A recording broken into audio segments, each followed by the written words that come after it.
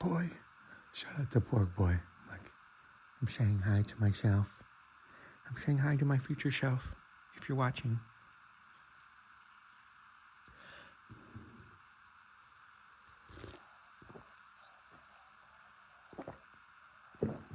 I think sometimes as a viewer, I don't realize how much work it is to make content. But I think the best part about that, though, is that I don't think there's scarcity in the digital space. So 25 years ago, I read the Communist Manifesto for school. And, I wanted to learn about everything. And my point is, I think there are the haves and the have-nots. Like I watch RGT. He's like, but he's right. Sometimes people can be rude about it. There's the people who have, you look at your YouTube channel, there's people who have and there's people who don't have, right? So I can make content, but if I don't have, I don't know what the number is, but if I don't have those followers, I'm not making any money. But my point is that you have that scarcity in the physical world, but I don't think it's as predominant in the digital world. I know that there is scarcity because you need electricity to run electronics. And right now we have electricity. I would say we have an electricity abundance, but we aren't quite there when it comes to like utilizing all the energy that the sun provides the planet. What was I going to say? Oh, okay, thank you. So my only point is you could have 100 people that don't like a channel, and you could have one person that does, and then that one person could just watch.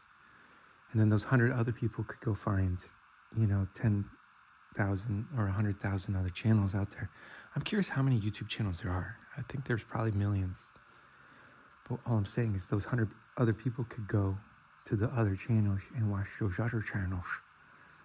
No, so technically, when someone says everyone could have a voice and could have a community and could have and feel like they're a part of something and feel safe, I think that's true when it comes to, I think that's what the movie Tron was about. It's like connecting these two worlds, the digital world and physical world. Thank you guys. Look, I get that I'm the only one who looks back and watches my ideas, listens to my ideas, and I'm like, I try to expand on it because like, even if it doesn't sound that great, I'm like, this sometimes an idea needs to start somewhere and you just have to vocalize it. And I realize sometimes when you vocalize it, you realize it's just a dumb idea. And then you're like, okay, I can move on. But if I don't vocalize it, then I can't build on it and I can't throw it away. It's just like stuck in my head. So I like to talk about things. I like to think about stuff. That's where I think freedom of speech is grounded. It's founded. Is that if someone has messed up ideas, or why not just let them speak and like let them, maybe that's what the world is doing to me. They're like, this guy has no good ideas. He's trying to tell us that there's a physical world and then this non-physical world in your mind where you can build. And the things that you create in your mind, you can take time over the course of your life to make those physically true.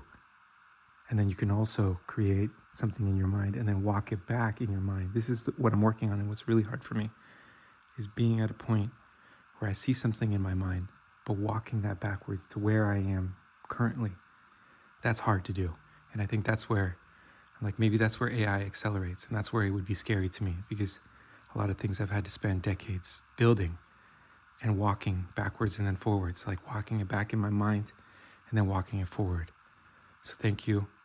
This was my attempt at philosophy for the day. I love you guys. I know I didn't really play any games.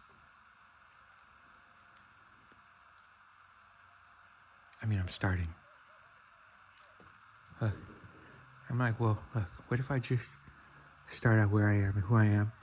And then if there's like someone out there that thinks I'm funny or cool, they can reach out to me. And if not, well, then I could just be like, look, we are going to the moon. There's still hope that, I can communicate on a professional platform. I hope YouTube's a professional platform, and have discussions that are not hateful, not hurtful, and just for the sake of fun, learning, expanding my own mind. Oh, great. They let the philosophers in. I say, look, that's, I think, the first people you got to get rid of. I said, look, I read Machiavelli. Those people who try to get you to think different, to look at the world, be like, well, this isn't negative. What if there was a positive to this? Hey, guys, look at this angle over here. We could still have some hope. Yeah, I understand why those people would be dangerous. You got to get rid of those people. You know, those people who are trying to, like, make that little bit of hope grow just one day's worth. Thank you, guys. I love you. I'm going to leave you with no gameplay today. Just my thoughts and ideas on philosophy. Why? Because I can, and I enjoy it, and I appreciate it, and I hope that maybe one day, you know, I could have a community of fellow philosophers, fellow thinkers, people who like to have ideas. And if they're wrong, I like to think about them, discuss them. You know, that's the thing. I've heard a lot of people say they've never seen someone have a discussion and then one person be like, you know what? I was wrong about that. You know what? Maybe I want to be that first person. I want to talk to someone and be like, you know what? Maybe you convinced me that I was wrong. And then I can document that and put it on my YouTube channel, because I've done that all the time. I've done that a lot in my life. I've corrected myself and been corrected. And not just, hey, oh, let me get out of this situation. No, I had to drastically adjust how I looked at the world. And I think those are called hard knocks. So thank you. Welcome to the School of Hard Knocks. I'm glad I'm here. Sometimes people hit harder with their ideas. I've realized that too. You know, someone might punch you in the face because I'm like, you're absolutely beautiful, and they might punch you in the face. But I'm like, okay, I'm sorry. Okay, I'm done. I'm done, guys. Thank you, guys. I tried to look. I said I invested like $100,000 of resources, you know, whether they were academic, you know, like whether I paid for it or not, someone paid for it is what I'm saying. So I'm trying to apply that knowledge every day. If someone's like, well, what do you do with a philosophy degree? I use my brain, and that's my most valuable tool. And I work on that every single day. And then I try to do physical things too. I try to breathe. I try to stretch. I need to do that as well. Look, there's a lot of things, guys. I love you. And I think that's why maybe, look, I'm going to say it right now. I think robotics is going to help humanity, because I think most people need to start focusing on their health. And that's not just eating right, but it's like stretching. It's like moving your body correctly. It's like bathing. It's like grooming. It's like thinking about things that are going to help your life. You know, when someone says, hey, this is how I became successful, I'm like, that's how they became successful. That might not be how you or I become successful, because we're not them. So all I try to do is just like set an example of someone who's trying to think critically and grow. And growth comes through acknowledging that I make mistakes. And then I have to, sometimes they're hard mistakes that take decades to recover from. But you know, that's life. So thank you, guys. I love you. Like, look, I'm gonna start playing. Gosh, this guy gets on his soapbox.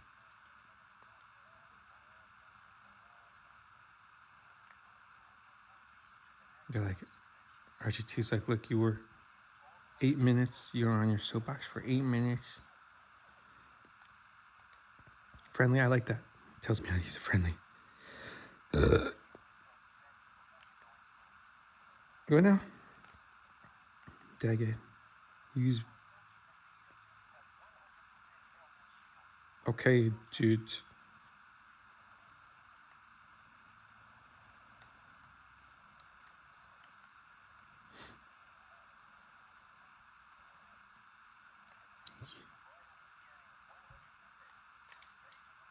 How do I zoom? Ah.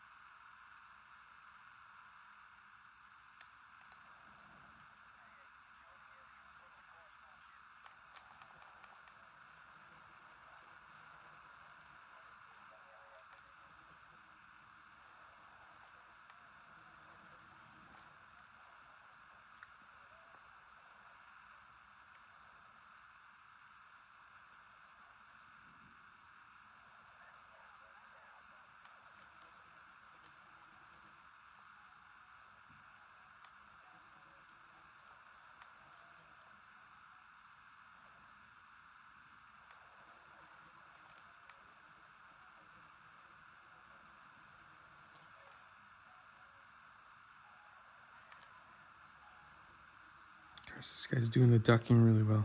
Oh, shoot. Look at that. I can aim. I learned something, guys. Look at that. You watched me learn something. Thank you, guys. I'm like, shout out to the president. I'm like, look, I can respect the position and I can respect the person, but I realize some people can only respect the position. And I'm like, what if the president started having pool parties? Look, that's what I want to, hey. Who's getting on the invite list to the pool party at the White House? No, that would be a cool way to do it. I say, look, shout out to the president. I appreciate you as a human being, as a person. I have to have faith that you're trying to do things in a way that maybe I don't understand because I'm not you. But I think you should have pool parties maybe when you're not there. Look, that would be nice. I'd be like, look, this is what I would say. I'd be like, look, I know a lot of people hate me, so I'm going to have some pool parties. I won't be there, so you don't have to hate. I'll make sure people, I'm like, look, I get it. I think you have to be that way. I don't think that you can help your country by hating. First of all, hate is not a necessary thing. I think, in my opinion, it's a waste of resources. It's a allocation of resources. But all I'm saying is it's inefficient. And I think in the end, it actually hurts the person more than it hurts anyone else because you're draining your own life energy when you hate. That's just my opinion. But it is inefficient because I don't think you're working towards anything sustainable within your own life by using hatred. So all I'm saying is, look, sir, pool party. I'd like to see a tour too. I'm like, look, I want to see the movie theater. I love movie theaters. I got kids now. I'm like, yo, I can't go to the movies. That's going to cost me like $1 million. You're going to bring like a whole tribe of people. Yes, half of them are robots. No, I'm just kidding. But I'm just saying, I'm like, look, what if I treat everyone as if they're my family? I care about them. That doesn't mean I'm up all in their business. But I'm trying to be like, look, how can I help this person's life in a way that maybe no one else has? And you're like, I stumbled upon this YouTube channel. This guy's doing something no one else is doing.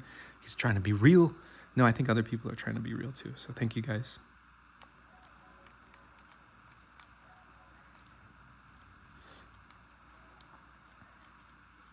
Oh gosh, golly gee willikers.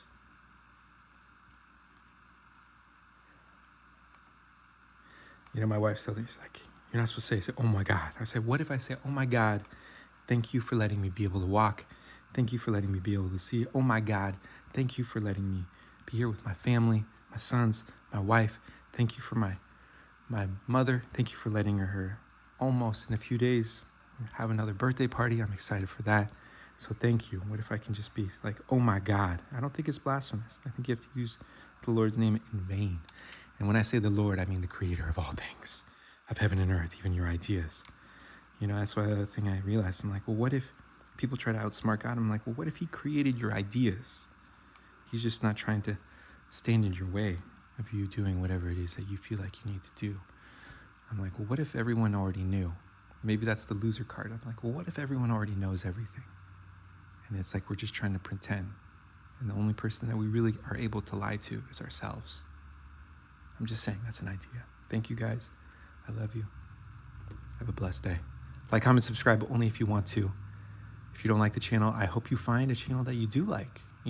Every single day, I'm here on YouTube for the past 15 plus years. And I can find a YouTube channel that's positive, respectful, and that I can subscribe to every single day. Thank you guys.